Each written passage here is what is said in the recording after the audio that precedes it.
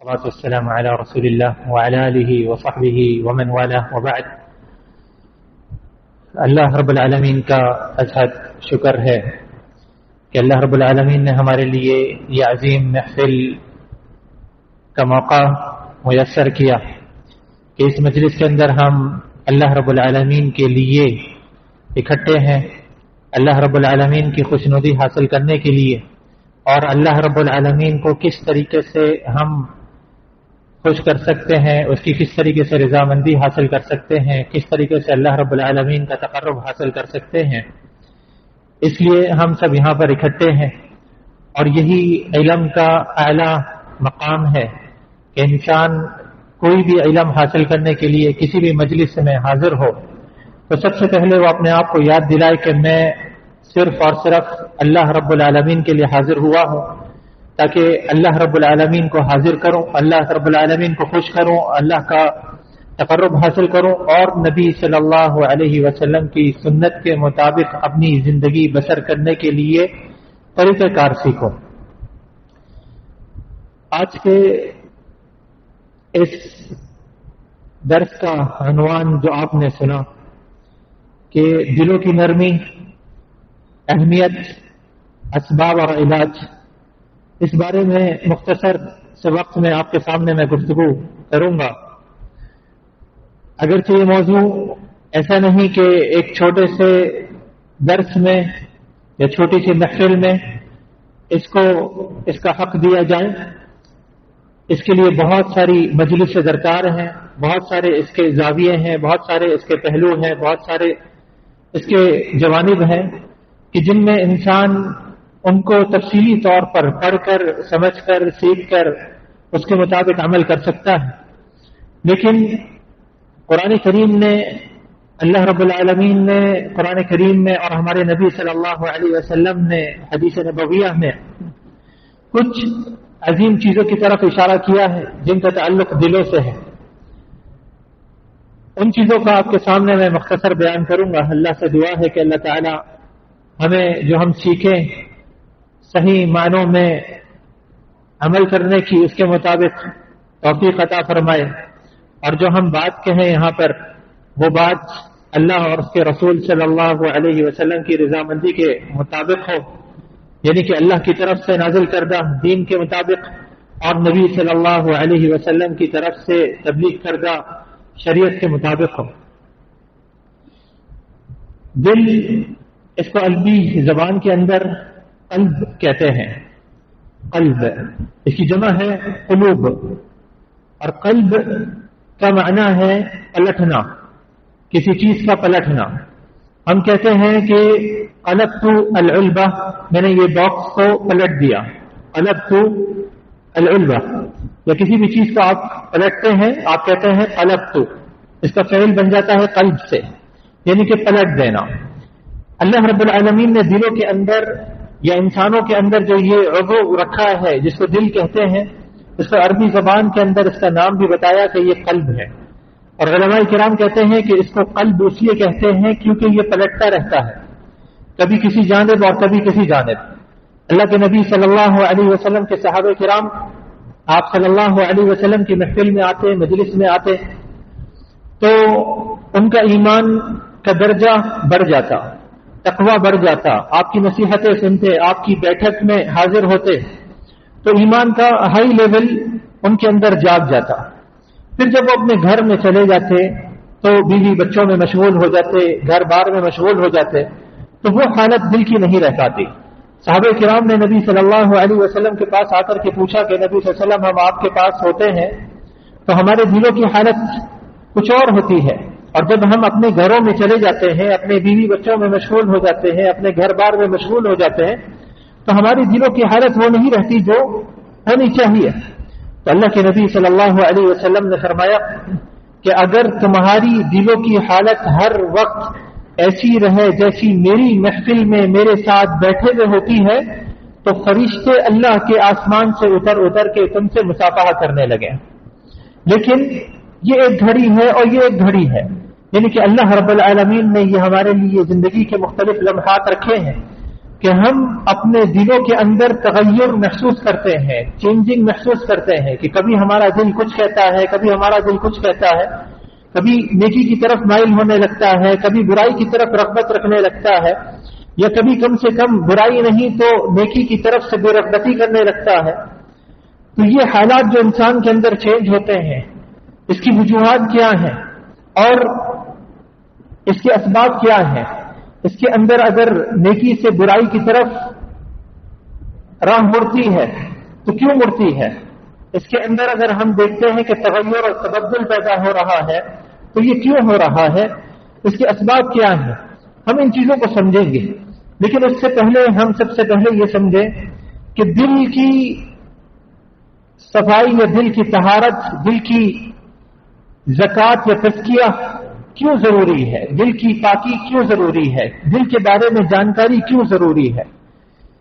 اس کی وجہ یہ ہے کہ اللہ کے نبی صلی اللہ علیہ وسلم جو حدیث ہے، آپ صلی اللہ علیہ وسلم نے فرمایا کہ انسان کا دل جب وہ کوئی نیکی کا ارادہ کرتا ہے یا کسی برائی کو دیکھ کر کے اس کا انکار کرتا ہے، کسی برائی کو دیکھا، اس نے دیکھا کہ کوئی شخص مثال کے طور پر اس کے سامنے گالی گلوچ کر رہا ہے، برے الفاظ استعمال کر رہا ہے، کوئی میوزک سن رہا ہے، کوئی گانے سن رہا ہے، کوئی برائی کا کام کر رہا ہے، تو انسان اس چیز کا انکار کرنے لگے۔ انکار یا تو ہاتھ سے ہوتا ہے یا زبان سے بول کر کے ہوتا ہے یا کم سے کم دل میں ہوتا ہے۔ تو کسی بھی صورت کے اندر وہ اس کا انکار کرے، اگر وہ انکار کرتا ہے، اپنے دل سے کم اس کو برا ماننے لگتا ہے، تو اللہ کے نبی صلی اللہ علیہ وسلم فرماتے ہیں کہ اس کے دل میں ایک ڈاٹ، ایک نقطہ لگ جاتا ہے، ایک ڈاٹ لگ جاتا ہے، اور یہ ڈاٹ سفید رنگ کا ہوتا ہے، سفید کلر کا نقطہ ہوتا ہے۔ اس کے برعکس دوسرا شخص ہے جو برائی کرتا ہے، تو جب ایک برائی کرتا ہے اس کے دل میں ایک نقطہ کالا لگا دیا جاتا ہے، کالا نقطہ لگ جاتا ہے۔ دوسرا ارتکاب کرتا ہے دوسری مرتبہ برائی کا تو دوسرا نقطہ لگ جاتا ہے، تبارہ کرتا ہے تو تیسرا نقطہ اس کے دل پر لگ جاتا ہے، حتیٰ کہ آپ صلی اللہ علیہ وسلم نے فرمایا کہ دل دو قسم کے ہو جاتے ہیں، یعنی کہ کچھ لوگوں کے دل اس طرح اور کچھ لوگوں کے دل اس طرح۔ ایک وہ دل ہوتا ہے جس کی مثال دے کر کے آپ صلی اللہ علیہ وسلم نے فرمایا کہ سفید چٹیل چٹان کی طرح سے، سفید چمکتی ہوئی چٹان کی طرح سے۔ چٹان کیا ہے؟ چٹان پر آپ دیکھیں وہ تھوڑی سی گولائی کی شکل میں ہوتی ہے، اور ایسی چٹان جو چکنائی اس کے اوپر طاری ہو یا اس کے اوپر گولائی ہو، تو جب بارش ہوتی ہے تو بارش کے اثرات اس کے اوپر نہیں پڑتے، بلکہ وہ پانی ادھر ادھر بہہ جاتا ہے۔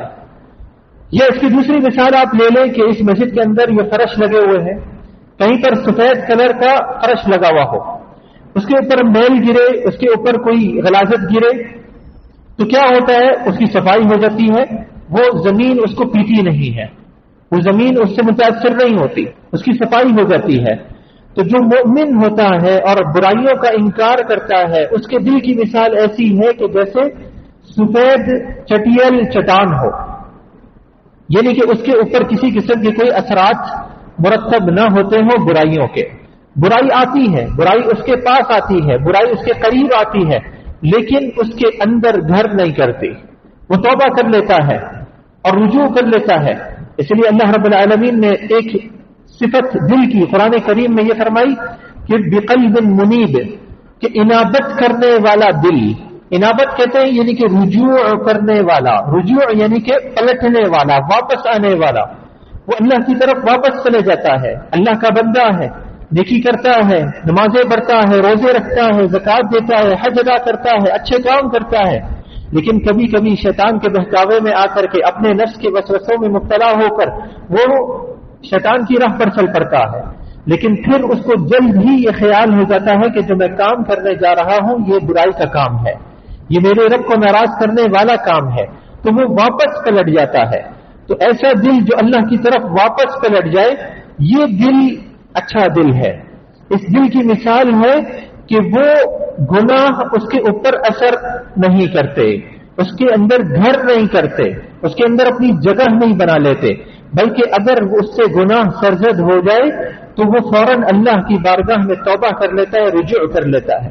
یہ ہے قلب منیب، کہ اللہ کی طرف واپس پلٹ پلٹ کر کے آنا.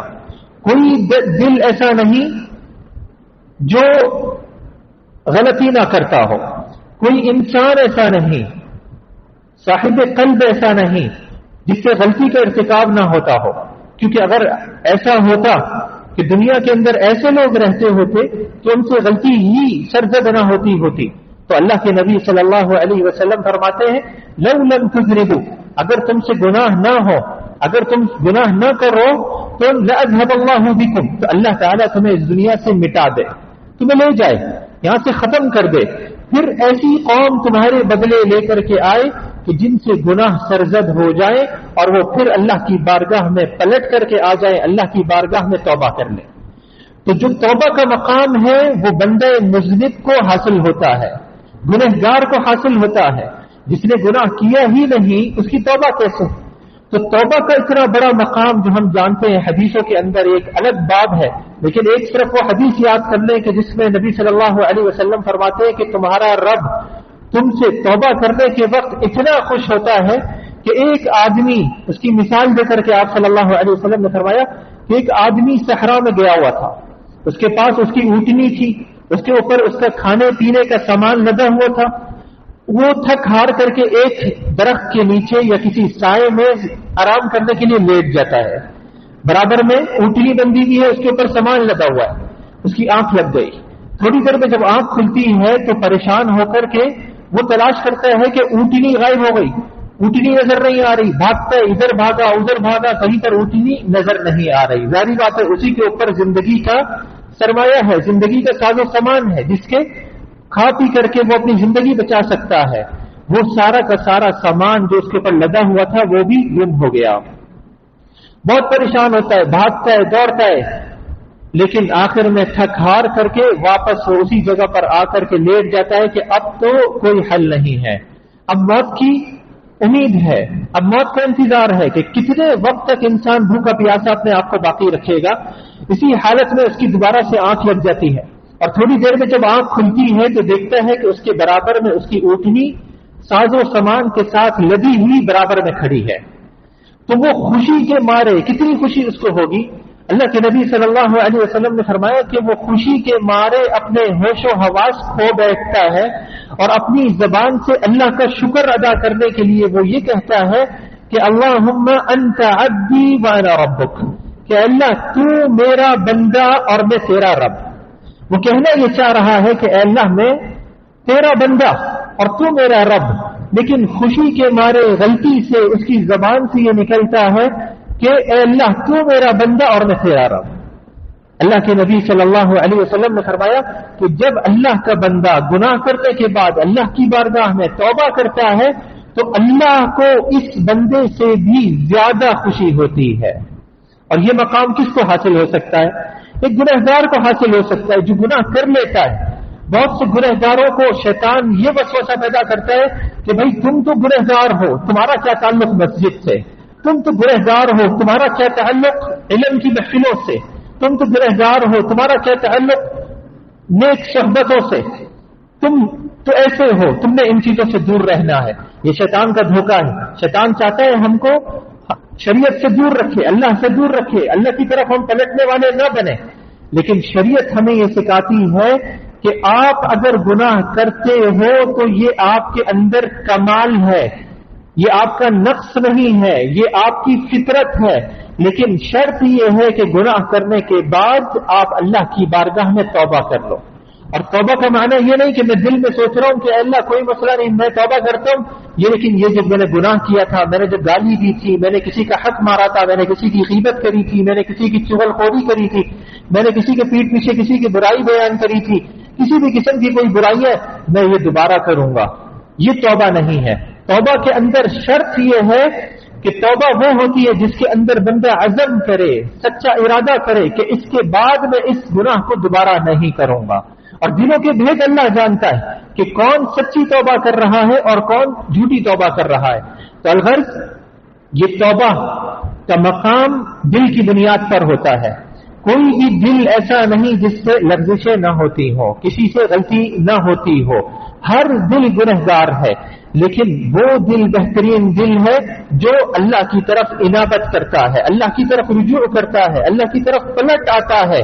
دل میں وسوسے پیدا ہوئے، برائیوں کی باتیں پیدا ہوئیں، صحابہ کرام نبی صلی اللہ علیہ وسلم کے پاس آ کر کے فرماتے کہ نبی صلی اللہ علیہ وسلم ہم اپنے دلوں کے اندر ایسی باتیں محسوس کرتے ہیں، ایسی وسوسے محسوس کرتے ہیں کہ ہم ان کو اپنی زبان پر لانا بھی گرا سمجھتے ہیں، اپنی زبان پر لا بھی نہیں سکتے، ایسے ایسے برے برے وسوسے ہیں۔ اللہ کے بارے میں وسوسہ، کسی نبی کے بارے میں وسوسہ، کسی اولیاء کے بارے میں وسوسہ، نیکوکار اچھے لوگوں کے بارے میں وسوسہ، کوئی برے سے برے وسوسے ہمارے دلوں میں پیدا ہوتے ہیں، لیکن ہم اپنی زبان پر ان کو نہیں لا سکتے۔ نبی صلی اللہ علیہ وسلم نے اس فتنے کی جڑ کس انداز میں کاٹی؟ آپ صلی اللہ علیہ وسلم نے فرمایا اوقد وجدتموہ، کیا تم نے یہ احساس اپنے اندر پا لیا ہے، یہ شعور تم نے اپنے اندر محسوس کر لیا ہے کہ تم اپنے دلوں کے اندر ایسے وسوسے پاتے ہو جس کو تم اپنی زبان پر لانا بھی گرا سمجھتے ہو؟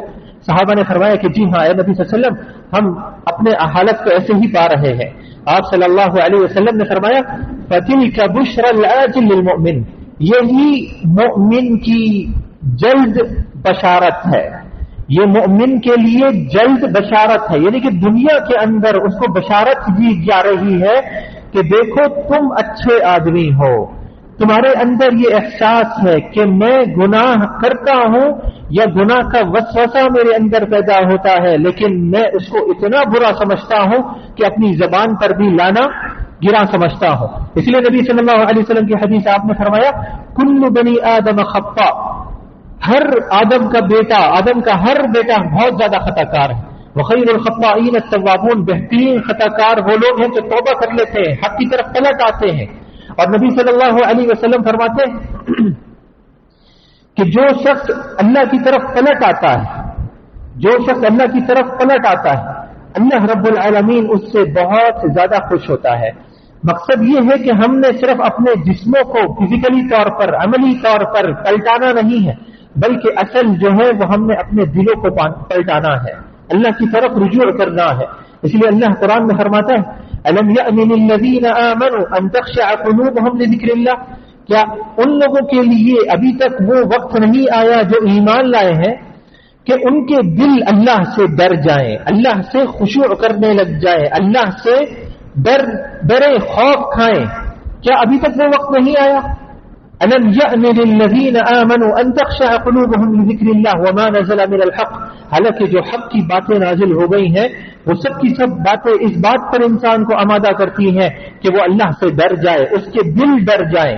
تو اللہ رب العالمین ہم سے یہ چاہتا ہے کہ ہمارے دل اللہ سے ڈریں، ہم اللہ سے ڈریں، یہ اس کے اثرات ہیں، یہ اس کے نتائج ہیں، یہ ڈر نہیں ہے، ڈر کا نتیجہ ہے۔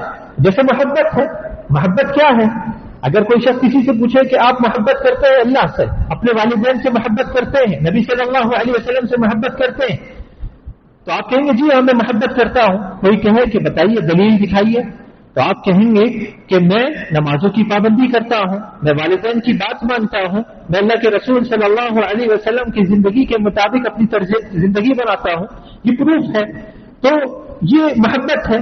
اگلا شخص کہے گا کہ یہ محبت نہیں، یہ تو عمل ہے، یہ عمل ہے، یہ عمل کا، یہ محبت کا نتیجہ ہے، یہ محبت کا اثر ہے، یہ محبت نہیں ہے، یہ محبت کے آثار ہیں جو ہمارے دل پر یا ہمارے جسم پر ظاہر ہوتے ہیں۔ اسی طریقے سے جو ظاہری طور پر ہم ڈرتے ہیں، کبھی لوگوں کے سامنے رو پڑتے ہیں، کبھی لوگوں کے سامنے آنسو نکل آتے ہیں، کبھی لوگوں کے سامنے کوئی ایسا کام کرتے ہیں جس کے اندر اللہ کا ڈر محسوس ہو رہا ہوتا ہے، یہ ڈر کے اثرات ہیں، یہ ڈر کے نتائج ہیں، یہ ڈر نہیں۔ تو اصل جو ڈر ہے وہ دل کے اندر ہوتا ہے۔ اس لیے اللہ رب العالمین نے ہمیں یہ فرمایا کہ ہم دلوں میں ڈریں۔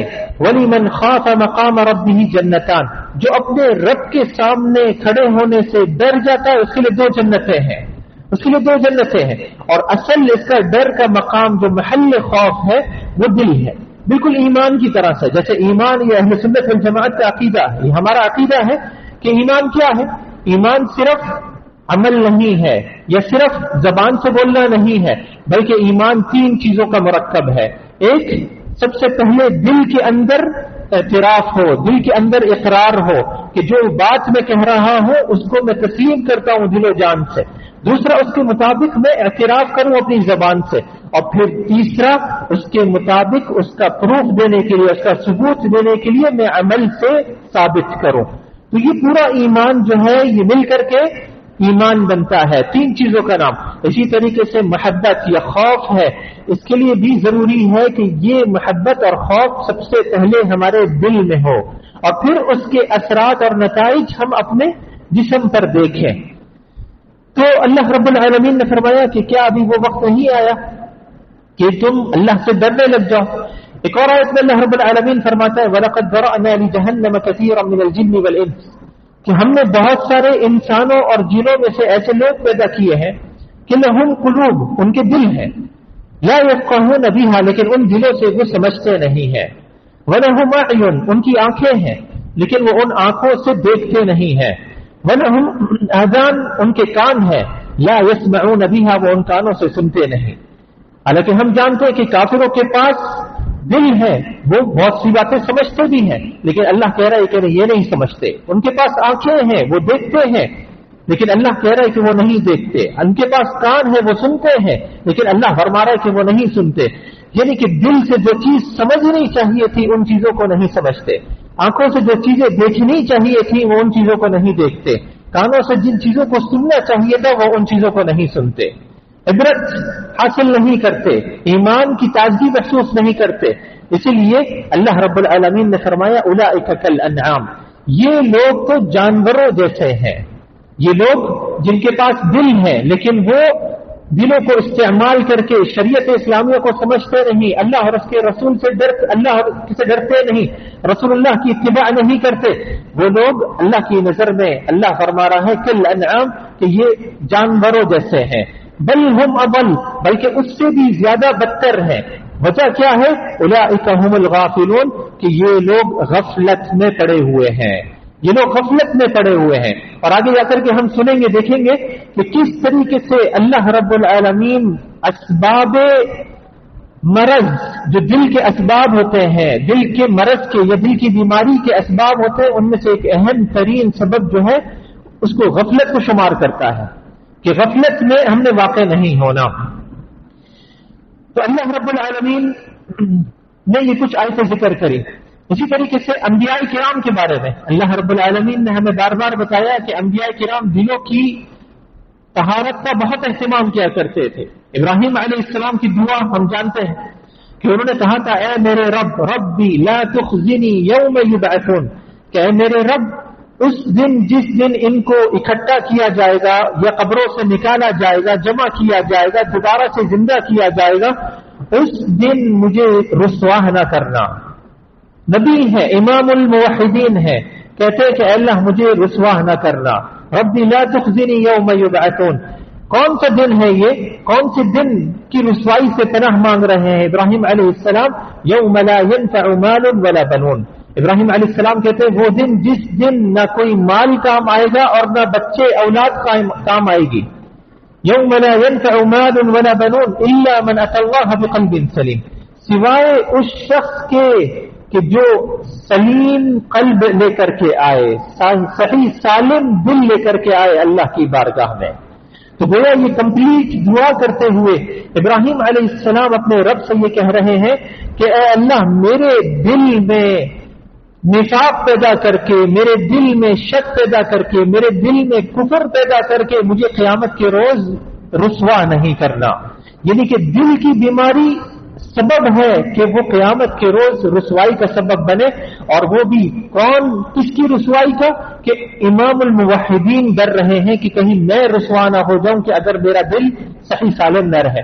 اس لیے ہمارے نبی محمد صلی اللہ علیہ وسلم آپ کی دعاؤں میں یہ چیز اکثر شامل ہوتی کہ آپ دل کے لیے دعا کرتے، اپنے دل کی طہارت کے لیے دعا کرتے کہ اللہ میرے دل کو صحیح سالم رکھنا. آپ صلی اللہ علیہ وسلم جب سجدے میں جاتے تو یہ دعا کرتے یا مقلب القلوب ثبت قلبی علی دینک، کہ اے دلوں کے پھیرنے والے، اے دلوں کے پھیرنے والے میرے دل کو اپنے دین پر ثابت قدم رکھنا. اللہ رب العالمین دلوں کا پھیرنے والا ہے. کیسے دلوں کو پھیرتا ہے؟ اللہ کے نبی صلی اللہ علیہ وسلم کی حدیث ہے، آپ صلی اللہ علیہ وسلم نے فرمایا ان قلوب العباد بین اصبعین من اصابع الرحمن، کہ تمام بندوں کے دل رحمان کی دو انگلیوں کے درمیان میں ہے، یقلبها کیف یشاء، اس کو جیسے چاہتا ہے وہ پلٹ دیتا ہے، جیسے جس کا دل چاہتا ہے اللہ پلٹ دیتا ہے، جس کا دل چاہتا ہے اللہ رب العالمین جس کے بارے میں چاہتا ہے اس کے دل کو پلٹ دیتا ہے نیکی کی طرف، اور جس کے بارے میں چاہتا ہے کہ اس کے دل کو پلٹ دے برائی کی طرف، اس کے دل کو برائی کی طرف پلٹ دیتا ہے۔ اس لیے ہمارے نبی صلی اللہ علیہ وسلم ہر روز نمازوں میں کم سے کم 17 مرتبہ یہ دعا کرتے تھے کہ اہدنا الصراط المستقیم، اللہ مجھے سیدھے راستے کی، ہمیں سیدھے راستے کی ہدایت دے۔ تو اللہ سے ہدایت مانگنا، ثابت قدمی کی، یہ بہت اہم ترین نقطہ ہے کہ جو آگے ہم پڑھنے جا رہے ہیں کہ دلوں کی بیماریوں کے علاج کیا ہے، کہ ہم کس طریقے سے ثابت قدم رہ سکتے ہیں، اپنے دل کو صحیح سالم رکھ سکتے ہیں، اس میں سے سب سے عظیم نقطہ یہ ہے کہ ہم اللہ رب العالمین سے دعا کریں، کیونکہ ہمارے دل یہ ہمارے ہاتھ میں نہیں ہے، ہمارے دل ان پر ہمارا کنٹرول نہیں، ہم جاگ رہے ہیں ہمارے دل چل رہے ہیں، ہم سو رہے ہیں پھر بھی ہمارے دل چل رہے ہیں، ہم سو جاتے ہیں ہمارے پورے جسم کے اندر خون سرکولیٹ کرتا ہے، خون گردش کرتا ہے، اور وہ دل اپنے کام میں لگا ہوا ہوتا ہے، وہ پمپ کرتا ہے اور پورے جسم کے اندر خون کو سپلائی کرتا ہے، اگر یہ رک جاتا ہے تو پورا کا پورا جسم مر جاتا ہے۔ اس لیے نبی صلی اللہ علیہ وسلم کی حدیث آپ نے فرمایا کہ الا ان فی الجسد مضغہ، خبردار یہ بات اچھے طریقے سے سن لو، نبی صلی اللہ علیہ وسلم فرما رہے ہیں کہ یہ بات اچھے طریقے سے سن لو کہ جسم میں، جسد میں ایک ایسا لوتھڑا ہوتا ہے، ایک ایسا پیس ہوتا ہے، ایک ایسا حصہ ہوتا ہے کہ اگر وہ فاسد ہو جائے، اگر وہ خراب ہو جائے تو پورا کا پورا جسم خراب ہو جاتا ہے، اور اگر وہ صحیح ہو تو پورا کا پورا جسم صحیح سالم رہتا ہے۔ آپ نے فرمایا الا وہی القلب، خبردار وہ دل ہے، یعنی کہ دل کے بارے میں ہم نے سب سے زیادہ اہتمام کرنا ہے، ہم نے اپنے اخلاق کے بارے میں اہتمام کرنا ہے، ہم نے اپنی پاکی صفائی کے بارے میں جو ظاہری پاکی صفائی ہے، طہارت ہے، اس کا اہتمام کرنا ہے، ہم نے اپنے عمل کا اہتمام کرنا ہے، لیکن یہ تمام چیزیں جب تک درست نہیں ہو سکتی جب تک ہمارا دل درست نہیں ہوگا۔ اگر ہمارا دل درست ہے تو ہمارا عمل بھی درست ہے، لیکن اگر ہمارا عمل درست نہیں تو یہ چیز کی نشانی ہے کہ ہمارا دل درست نہیں۔ اس لیے جو لوگ کہتے ہیں کہ بھائی ہم نے داڑھی نہیں رکھی کوئی مسئلہ نہیں، دل تو ہمارا صاف ہے، عورتیں پردہ نہیں کریں، سوشل میڈیا پہ لوگ بیٹھ کر کے ایسی باتیں کرتے ہیں، ٹی وی پر آ کر کے لوگ باتیں کرتے ہیں عورتیں پردہ نہیں کریں، اصل یہ ہے کہ مردوں کے دل صاف ہونے چاہیے، مردوں کے دل صاف ہونے چاہیے، مرد عورتوں کو دیکھ رہے کوئی حرج نہیں ہے، دل تو صاف ہے نا، بس کوئی مسئلہ نہیں۔ ہم کہیں گے نہیں تم جھوٹے ہو، تم جھوٹے ہو، کیونکہ اگر تمہارا عمل درست ہوتا تو تمہارا دل بھی درست ہوتا، جب تمہارا عمل غلط ہے تو تمہارا دل غلط ہے۔ یہ ناممکن ہے کہ تم برائی کا ارتکاب عمل سے کر رہے ہو اور یہ دعویٰ کر رہے ہو کہ نہیں ہمارا دل تو پاک صاف ہے۔ آپ کا دل پاک صاف ہوتا تو آپ کا عمل بھی پاک صاف ہوتا، آپ کی نظریں بھی نیچے رہتی، آپ کا دل پاک صاف ہوتا تو آپ کے کان بھی برائی کو سننے سے، حرام چیزوں کو سننے سے بند رہتے، آپ کا دل صاف ہوتا تو آپ کے قدم بھی برائی کی طرف چل کر کے نہیں جاتے، آپ کا دل صاف ہوتا تو آپ کے ہاتھ بھی کوئی ایسا کام نہیں کرتے جس کو اللہ اور اس کے رسول صلی اللہ علیہ وسلم نے حرام کیا ہے۔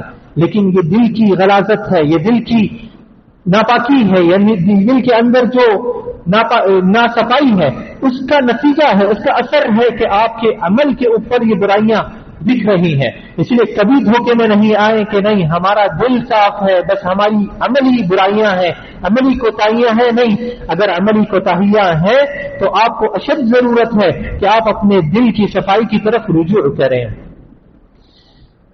کیا اسباب ہیں؟ یہاں پر میں آپ کو اسی مناسبت سے ایک واقعہ سناتا ہوں۔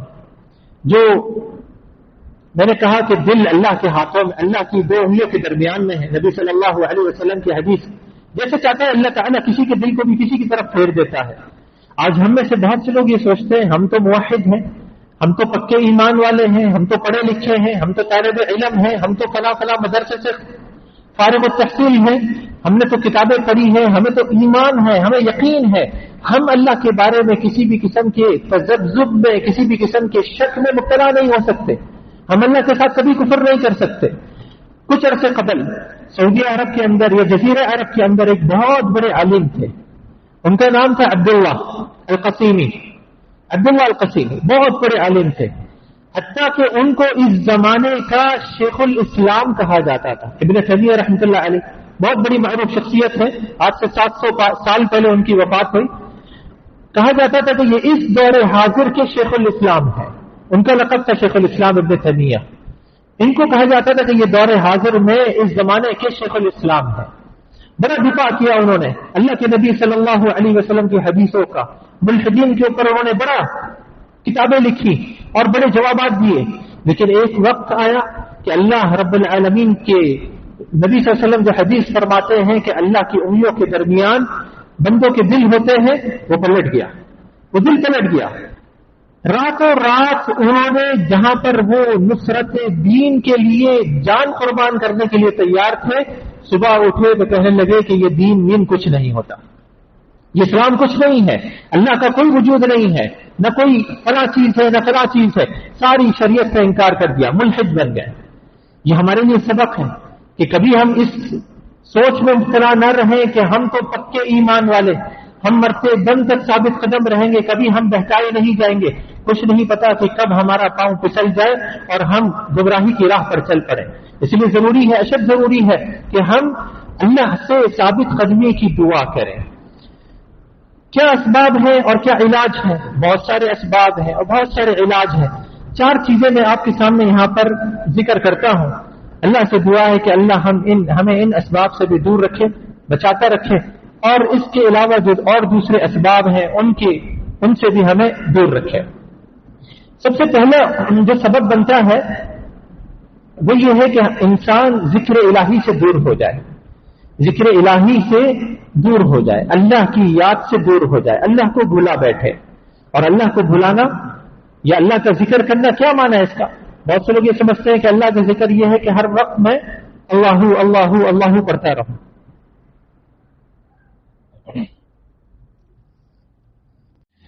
اللہ کے ذکر سے مراد کیا ہے؟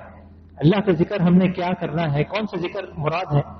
بہت سے لوگ یہ سمجھتے ہیں کہ ہم نے اپنی زبان پر کوئی ورد لے کر کے آنا ہے. اس لیے آج کل کتابیں ملتی ہیں کہ فلاں ذکر 1,01,111 مرتبہ پڑھ لیں، فلاں ذکر اتنے لاکھ مرتبہ پڑھ لیں. تو لوگوں کو لگائے ہوئے کہ آپ ذکر کرتے رہیں. کوئی اللہ اللہ کر رہا ہے، کوئی یا رحمان ہو یا رحمان ہو یا رحمان ہو یا رحیم ہو یا رحیم ہو، اس طریقے کے وہ اوراد پڑھ رہے ہیں.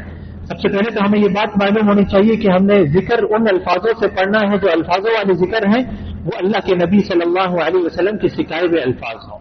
دوسرا، ذکر کا معنی ہوتا ہے کہ یاد کرنا، کسی کی یاد کرنا. تو اللہ رب العالمین کو یاد رکھیں ہم اپنی زندگی کے ہر پہلوؤں میں، چاہے اس وقت ہماری زبان نہ بھی چل رہی ہو. اس میں کوئی شک نہیں کہ یہ بہترین ذکر ہے کہ اللہ کے نبی صلی اللہ علیہ وسلم فرماتے ہیں کہ لا یزال لسانک رطبا من ذکر اللہ، کہ تمہاری زبان جو ہے وہ اللہ کے ذکر سے مرتب رہے، تر تازہ رہے. تو ہر وقت ہمیں ذکر کرتے رہنا چاہیے، لیکن اللہ کی یاد ہمارے دلوں میں ہونی چاہیے. اور اس یاد کا میزان کیا ہے؟ کیسے پہچانیں گے کہ ہمیں اللہ یاد ہے یا ہم نے اللہ کو بھلا دیا؟ ایسے پہچانیں گے کہ جب ہم کسی گناہ کا ارتکاب کرنے لگے تو ہم اگر گناہ سے توبہ کر لیتے ہیں، گناہ کو چھوڑ دیتے ہیں، گناہ سے واپس پلٹ جاتے ہیں تو اللہ ہمیں یاد ہے. لیکن گناہ کر کے پھر ہم آگے قدم بڑھاتے رہتے ہیں، گناہ کی طرف آگے چلتے رہتے ہیں، گناہوں کی طرف دلدل میں پھنستے رہتے ہیں، تو گویا ہم نے اللہ کو بھلا دیا. تو اللہ کو یاد رکھنا ہے. تو جب تک ہم اللہ کو یاد رکھیں گے اللہ ہمارے دلوں کو صحیح سالم رکھے گا. اللہ تعالیٰ قرآن میں فرماتا ہے وَمَنْ أَعْرَضَ عَنْ ذِكْرِي فَإِنَّ لَهُ مَعِيشَةً ضَنْكًا، جو شخص میرے ذکر سے اعراض کرے گا، منہ پھیرے گا، پلٹے گا، اللہ کے ذکر سے روگردانی کرے گا، فَإِنَّ لَهُ مَعِيشَةً ضَنْكًا، تو ہم اس کو تنگ زندگی دیں گے، اس کی زندگی کو تنگ کر دیں گے. آج دیکھیں کافروں میں سوسائڈ کتنا ہے، چڑھتے اونچائیوں پر جا کر کے اپنے آپ کو گرا دیا. کیوں؟ کیونکہ ان کے دل تنگ ہو جاتے ہیں. بڑا مال ہے، بڑی مال کی فراوانی ہے، لیکن اس کے باوجود ان کے دل تنگ ہے. وہ ان کا دل آسانی محسوس نہیں کرتا، ان کا دل خوش نہیں ہوتا. جس چیز کے اندر بھی ہے، جو بھی رحمت اللہ رب العالمین نے ان کو دی، وہ اس سے خوش نہیں ہوتے، اس لیے وہ اپنے آپ کو قطع تک کر دیتے ہیں. اسی طریقے سے دوسرا سبب قرآن کا ذکر ہے. قرآن بھی ایک عام ذکر ہوتا ہے اور ایک خاص ذکر ہوتا ہے. تو قرآن اللہ رب العالمین کا یہ خصوصی ذکر ہے. اللہ رب العالمین نے قرآن میں فرمایا انا نحن نزلنا الذکر وانا له لحافظون، ہم نے یہ قرآن نازل کیا ہے اور ہم ہی اس کی حفاظت کرنے والے ہیں. اس کو ذکر کہا اللہ نے. تو قرآن کی تلاوت کثرت سے کریں اور ساتھ میں قرآن کو سمجھیں. قرآن کے مطابق عمل کرنے کے لیے ضروری ہے کہ ہم قرآن کو سمجھیں، اور اس کے لیے ضروری ہے کہ ہم قرآن کی تفسیر والی مجلسوں میں حاضر ہوں، جہاں پر قرآن پڑھایا جاتا ہے، اس کو سمجھایا جاتا ہے، ان مجلسوں میں حاضر ہوں. تو جب ہم ایسا کریں گے تو ہم اپنے دلوں کو محفوظ رکھیں گے. تیسرا سبب گناہوں کا ارتکاب ہے. جب ہم گناہوں کے ارتکاب کرتے ہیں تو اللہ رب العالمین ہمارے دلوں کے اوپر مہر لگا دیتا ہے، اور اس کی وجہ سے ہمارے دلوں کے اندر کوئی چیز اندر داخل نہیں ہوتی. بالکل ویسے ہی جیسے نبی صلی اللہ علیہ وسلم نے حدیث میں فرمایا تھا کہ جو شخص برائی کا انکار نہیں کرتا تو اس کا دل ایسے ہو جاتا ہے جیسے کسی میلے پانی، جیسے میلا پانی کسی بوتل کے اندر میلا پانی ہو. اور ساتھ میں آپ صلی اللہ علیہ وسلم نے دوسری مثال دی کہ کوئی ایسا پیالہ ہے یا کوئی باؤل ہے، اس کو آپ ٹیڑھا کر کے رکھ دیتے ہیں، اور اس میں اوپر سے پانی ڈالتے رہتے ہیں، پانی ڈال رہے ہیں اور وہ پانی بہتا جا رہا ہے. وہ دل کوئی چیز قبول نہیں کر رہا، اس کو سمجھ میں نہیں آ رہی کہ کیا علم کی بات ہے، کیا حق کی بات ہے، کیا برائی کی بات ہے. وہ کہتے ہیں نہیں، بس میرے باپ دادا جس چیز کے اوپر تھے، میں جس روش پر چلا آ رہا ہوں میں اسی پر چلتا رہوں گا. اس کو کچھ سمجھ میں نہیں آتا. اس کو قرآن بتایا جائے، حدیثیں بتائی جائے، وہ کہتے ہیں نہیں، میرے مولویوں نے ایسے کہا، میرے باپ دادا، میری جماعت والے، میرے لشکر والے، میری قوم ایسے کرتی ہے، میں اس چیز کو کیسے چھوڑ سکتا ہوں. تو الغرض اس کی مثال نبی صلی اللہ علیہ وسلم نے یہ دی جو گناہوں کا ارتکاب کرتا ہے کہ گویا وہ شخص اس کے اوپر حق نازل ہو رہا ہے، حق اس تک پہنچ رہا ہے، لیکن اندر نہیں جا رہا، اس کا دل اس کو اپنے اندر جذب نہیں کر رہا. اللہ رب العالمین نے قرآن میں فرمایا کلا بل ران علی قلوبہم ما کانوا یکسبون، بلکہ اللہ رب العالمین نے ان کے دلوں پر مہر لگا دی ہے اس وجہ سے کہ جو یہ کام کیا کرتے تھے، جو ان کے گناہ تھے، جو برائیوں کے ارتکابات تھے، اس کی وجہ سے اللہ رب العالمین نے ان کے دلوں کے اوپر مہر لگا دی ہے. تو دلوں کے بند ہونے کا ایک اہم سبب یہ ہے کہ انسان گناہوں کی کثرت کرنے لگے. چوتھا سبب وہ غفلت ہے، اور غفلت کے بارے میں نے پہلے بھی اشارہ کیا. اللہ نے فرمایا کہ یہ لوگ جانوروں جیسے ہیں، بلکہ اس سے بھی زیادہ بدتر ہے. اس کی وجہ یہ ہے کہ یہ لوگ غفلت میں مبتلا ہیں. غفلت بہت ساری قسم کی ہوتی ہے. غفلت کی ایک مثال یہاں پر یہ ہے کہ انسان اللہ رب العالمین کی نشانیوں سے اعراض کرے. اللہ کی نشانیاں، اللہ کی آیتیں ہمارے درمیان نازل ہوتی ہیں، قرآن یہ اللہ کی نشانیاں ہیں. اسی طریقے سے جو حسی نشانیاں ہوتی ہیں، اللہ رب العالمین نے معجزے دیے انبیاء کرام کو. ان چیزوں سے روگردانی کرنا، ان کو سمجھنے سے اعراض کرنا کہ نہیں ہم نہیں مانتے ان کو، تو یہ اس چیز کا سبب ہے کہ انسان کے دل اس کی وجہ سے سخت ہو جاتے ہیں. اللہ رب العالمین نے موسیٰ علیہ السلام کے معجزات کے بارے میں ذکر کیا کہ جب اللہ رب العالمین نے یہودیوں کو حکم دیا تھا کہ تم گائے ذبح کرو، انہوں نے کئی سارے سوالات شروع کر دیے، وہ گائے کیسی ہو. آخر میں اللہ رب العالمین نے فرمایا وَإِذْ قَتَلْتُمْ نَفْسًا فَادَّارَأْتُمْ فِيهَا، کہ تم نے ایک نفس کو قتل کر دیا اور اس بارے میں جھگڑے میں مبتلا ہو گئے، شک و شبے میں مبتلا ہو گئے. تو اللہ رب العالمین نے تم سے کہا کہ یہ گائے کا کچھ حصہ، گوشت کا کچھ حصہ لے کر کے اس باڈی کے اوپر مارو جسے قتل کر دیا گیا ہے، تو وہ بول پڑے گا اور بتا دے گا کہ کس نے مجھے قتل کیا ہے. تو اللہ رب العالمین نے یہ واقعہ ذکر کرنے کے بعد فرمایا ثم قست قلوبکم من بعد ذلك، اس کے بعد پھر تمہارے دل سخت ہو گئے. فهي كالحجارة، وہ پتھر کی مانند ہو گئے، او اشد قسوة، یا اس سے بھی زیادہ سخت ہو گئے. اللہ نے فرمایا وان من الحجارة لما يتفجر منه الانهار، کہ پتھروں میں سے کچھ پتھر تو ایسے ہوتے ہیں کہ ان میں سے بھی نہریں بہ پڑتی ہیں. یعنی کہ پتھر کے اندر بھی کچھ نرمی ہوتی ہے، لیکن تمہارے دل تو اتنے سخت ہو گئے ہیں کہ وہ کسی بھی قسم کا حق قبول کرنے کے لیے تیار نہیں. اسی طریقے سے غفلت کی ایک چھوٹی سی مثال یہ ہے کہ بندہ اپنے رب سے عہد کرے، اللہ کو وعدہ دے. اور میں سمجھتا ہوں کہ شاید آج کا ہر مسلمان ہی اللہ کو کسی نہ کسی موقع پر وعدہ دیتا ہے، اللہ سے عہد کرتا ہے. کوئی مصیبت آئی، کوئی پریشانی آئی، کورونا آیا، کوئی زلزلے آئے، کوئی طوفان آئے، تو اللہ کی بارگاہ میں ہاتھ پھیلا کر کے کہنے لگے اے اللہ اس مصیبت سے ہمیں نجات دے دے، اس مصیبت سے تو نے ہمارا چھٹکارا کر دیا تو یقیناً ہم تیرے نیکوکار بندے بن کر کے اپنی زندگی بسر کریں گے. لیکن جب وہ چیز چل جاتی ہے، اللہ اس مصیبت کو ٹال دیتا ہے، تو بندہ کیا کرتا ہے؟ پھر گناہوں کی طرف لوٹ آتا ہے. اور یہ سبب ہے قسوت قلب کا، دل کی سختی کا. اللہ نے فرمایا وَمِنْهُمْ مَنْ عَاهَدَ اللَّهَ، لوگوں میں سے کچھ لوگ ایسے ہیں جو اللہ سے عہد کرتے ہیں لئن آتانا من فضلہ، کہ اللہ نے اگر ہمارے اوپر فضل و احسان فرمایا، ہمارے اوپر فضل و احسان فرما کر ہمیں یہ چیز دے دی یا یہ جو برائی ہے اس کو ہم سے ہٹا دیا، لنصدقن، تو ہم ضرور اللہ کے راستے میں صدقہ کریں گے، وَلَنَكُونَنَّ مِنَ الصَّالِحِينَ، اور ضرور نیکوکاروں میں سے ہو جائیں گے۔ اللہ نے فرمایا فَلَمَّا آتَاهُم مِّن فَضْلِهِ بَخِلُوا بِهِ، جب اللہ نے ان کو اپنے فضل و احسان سے ان کو وہ اپنی نعمتیں عطا کری تو اپنی اس عطا کے اندر یا اپنے اس وعدے کے اندر جو انہوں نے کہا تھا کہ میں صدقہ کروں گا، اپنے مال میں وہ کنجوسی کرنے لگتے ہیں، کنجوسی کرنے لگتے ہیں، کنجوسی کا مظاہرہ کرنے لگتے ہیں، یعنی کہ اپنے عہد کو توڑ دیتے ہیں۔ تو عہد شکنی بہت بڑا گناہ ہے، اور اگر یہ عہد شکنی اللہ کے ساتھ ہو تو یہ قسوت قلب کا اہم ترین سبب ہے۔ اس کے علاوہ اور بھی بہت سارے اسباب ہیں، عمومی طور پہ میں اپنی بات کو ختم کرتا ہوں، شیخ صاحب تشریف لا چکے ہیں، کہ جتنے بھی امراض ہیں دلوں سے متعلق، جتنی بھی بیماریاں ہیں وہ دو قسم کی ہوتی ہیں، ایک تو فزیکلی ہوتی ہے، فزیکلی بیماری، اور ایک روحانی بیماری۔ فزیکلی بیماری کو ہم لوگ جانتے ہیں، جس کو ہارٹ اٹیک کہتے ہیں، یا دل کی شریانیں یا اس کی رگیں جو ہیں جو خون آگے سپلائی کرتی ہیں اس کے اندر تنگی ہو جانا، یا دل کا اپنا صحیح طور پر کام نہ کرنا، بڑا ہو جانا، چھوٹا ہو جانا، اس قسم کی جو مختلف امراض ہیں دل کے ساتھ فزیکلی، یہ ایک وہ بیماری ہے۔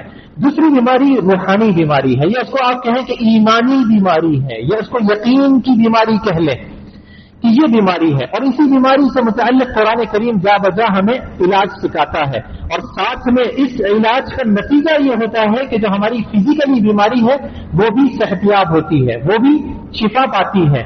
تو اسی لیے علماء کرام کہتے ہیں کہ اگر آپ چاہتے ہیں کہ آپ کے دل میں کوئی بیماری ہے، آپ کو درد ہے، آپ کو کوئی پریشانی ہے، تو آپ اپنے ایمانی طور پر اپنے دل کی اصلاح کریں۔ جب ایمانی طور پر دل کی اصلاح کریں گے تو اللہ نے قرآن میں فرمایا کہ الا بذکر اللہ تطمئن القلوب، خبردار کہ اللہ کے دل سے ہی دل مطمئن ہوتے ہیں۔ دل کا مطمئن ہونا آپ کے بلڈ پریشر کو کنٹرول کرتا ہے، مطمئن ہے، دل اپنی حرکت میں پمپ کر رہا ہے، حرکت کر رہا ہے، تو آپ کی جو خون کی سرکولیشن ہے وہ نارمل ہے۔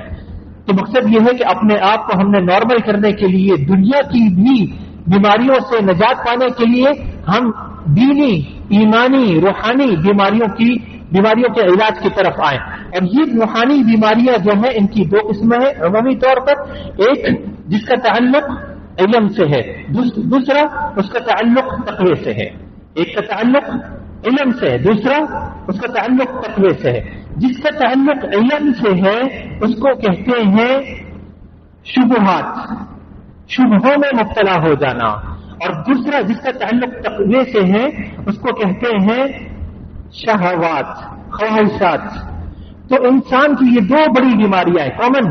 آپ کو یہ سارے اسباب میں نہ بھی بتاؤں، اس کا علاج نہ بھی بتاؤں، تو یہ دو چیزوں کو اچھے طریقے سے ذہن میں بٹھا لیں کہ ایک بیماری ہے شبہات کی بیماری، جس کی وجہ سے انسان کا دل بیمار ہوتا ہے۔ انسان کیا کرتا ہے، اس کو یقین نہیں کہ یہ اللہ کا کلام ہے، یہ یقین ہے کہ اللہ کا کلام ہے، لیکن یہ یقین نہیں کہ یہ مسئلہ شریعت نے ایسے ہی بتایا کہ نہیں بتایا۔ اس کی مین وجہ یہ ہے کہ علم سے دوری، یعنی کہ شبہات کی بیماری کا مین علاج یہ ہے کہ آپ علم حاصل کریں۔ علم جتنا حاصل کریں گے، اور علم کہتے ہیں وحی الہی کو، قرآن اور سنت کو، آپ قرآن کا ترجمہ پڑھیں، حدیثوں کا ترجمہ پڑھیں، اور اس کے مطابق آپ اپنی زندگی بسر کریں، آپ دیکھیں کہ یہ شبہات کا کتنا آپ کے پاس سے دور ہو جائے گا۔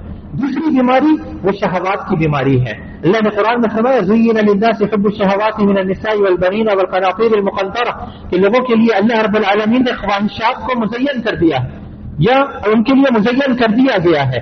کون سی خواہشات؟ من النساء، عورتوں کی، والبنین، اور بچوں کی، والقناطیر المقنطرۃ من الذهب والفضہ، اور سونے چاندی کے انباروں کی، والخیل المسومہ، اور نشان زدہ گھوڑوں کی، والانعام، اور چوپاؤں کی، والحرث، اور کھیتی باڑی کی یا کھیتیوں کی۔ ان کی خواہشات انسان کے دل میں ہوتی ہے کہ مال دولت حاصل کرے، زر زمین حاصل کرے، ان چیزوں کو حاصل کر کے یہ اس کی خواہشات ہوتی ہیں دنیاوی۔ اللہ نے فرمایا کوئی مسئلہ نہیں، یہ خواہشات تمہارے اندر فطری ہیں، لیکن اللہ نے اس کا علاج بتایا اس کے بعد والی آیت میں کہ تقوی ہے۔ اللہ نے فرمایا تقوی تم اختیار کر کے رکھو، تقوی میں رہو گے تو ان کا کوئی مسئلہ نہیں۔ شادی اللہ نے تمہارے اوپر حرام نہیں کری ہے، تم شادی کر کے نکاح کر کے اپنے اس خواہش کو جو عورتوں سے جڑی ہوئی ہے دور کر سکتے ہو، پورا کر سکتے ہو. مال کی خواہشوں کو تم پورا کر سکتے ہو حلال کمائی کے ذریعے، جو شریعت کے ضابطے بتائے ہوئے ہیں ان طریقوں کو اختیار کر کے تم ان کو پورا کر سکتے ہو. تو اللہ نے جو بھی خواہشات ہمارے اندر فطری طور پر رکھی ہیں وہ اللہ رب العالمین کا یہ با کمال دین، حکمت والا دین ہمیں ان سے روکتا نہیں کہ نہیں تمہارے اندر شادی کی خواہش ہے لیکن شادی نہیں کر رہی. ایسا شریعت نہیں کہتی ہے. یہ شریعت بڑی با کمال حکمت والی ہے، لیکن شریعت ہمیں راہ دکھاتی ہے کہ کس صحیح راستے سے آپ نے اپنی ان خواہشات کو پورا کرنا ہے. تو مقصد خلاصہ کلام یہ کہ ہماری جتنی بھی بیماریاں ہیں دل سے متعلق، یا تو وہ شبہات سے جڑی ہوئی ہیں یا شہوات سے جڑی ہوئی ہیں. اگر شبہات سے جڑی ہوئی ہیں تو ان کا علاج علم ہے، اور اگر وہ شہوات سے خواہشات سے جڑی ہوئی ہیں تو ان کا علاج اللہ کا تقویٰ ہے. تقویٰ آپ سمجھتے کہ اللہ کے ڈر سے، اللہ اور اس کے رسول صلی اللہ علیہ وسلم کی بتائی ہوئی باتوں پر عمل کرنا، اور اللہ کے ڈر سے، اللہ کے عذاب کے ڈر سے اپنے آپ کو ان چیزوں سے بچا لینا جن چیزوں سے اللہ اور اس کے رسول صلی اللہ علیہ وسلم نے روکا ہے. اللہ سے دعا ہے کہ اللہ تعالی ہمارے دلوں کی پاکی فرمائے، ہمارے دلوں کو طہارت بخشے اور ہمیں پاک صاف کر کے ہمیں قلب سلیم اور قلب منیب عطا فرمائے. میں نے شیخ صاحب کا بھی ٹائم لے لیا ہے. اللہ تعالیٰ سے دعا ہے کہ اللہ تعالیٰ شیخ صاحب جو درس فرمائے ان کے علم سے ہمیں مزید رہنمائی کی توفیق عطا فرمائے. وصلی اللہ وسلم علی نبینا محمد والحمد للہ رب العالمین.